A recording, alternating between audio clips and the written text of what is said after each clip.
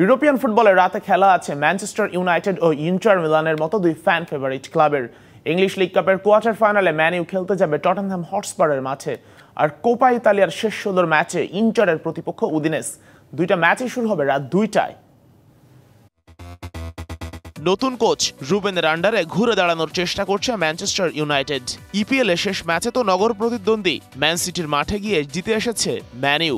আত্মবিশ্বাসটা এখন বেশ উপরের দিকেই আছে রেড ডেভিলদের। এই অবস্থায় ইংলিশ লিগ কাপের ম্যাচে ম্যান ইউ খেলতে যাবে টটেনহ্যামের মাঠে। যদিও এই দলটার কাছে ঘরের মাঠেই শেষ ম্যাচে ৩-০ গোলে হেরেছিল রাশফোর্ড ব্রুনো গার্নাচোরা।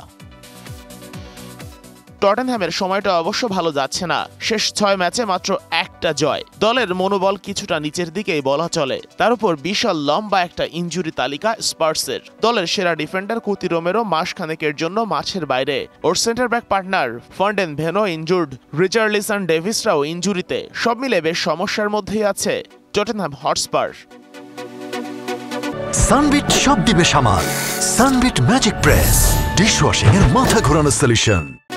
ইতালিয়ান ফুটবলে ইন্টার মিলানের আধিপত্য চলছে। লিগের শেষ ম্যাচেও লাজিওকে হাফ ডজন গোল দিয়ে হারিয়েছে নাজিওনালে। কোপা ইতালিয়ার রাউন্ড অফ 16 এর ম্যাচে ইন্টারের প্রতিপক্ষ উদিনেস।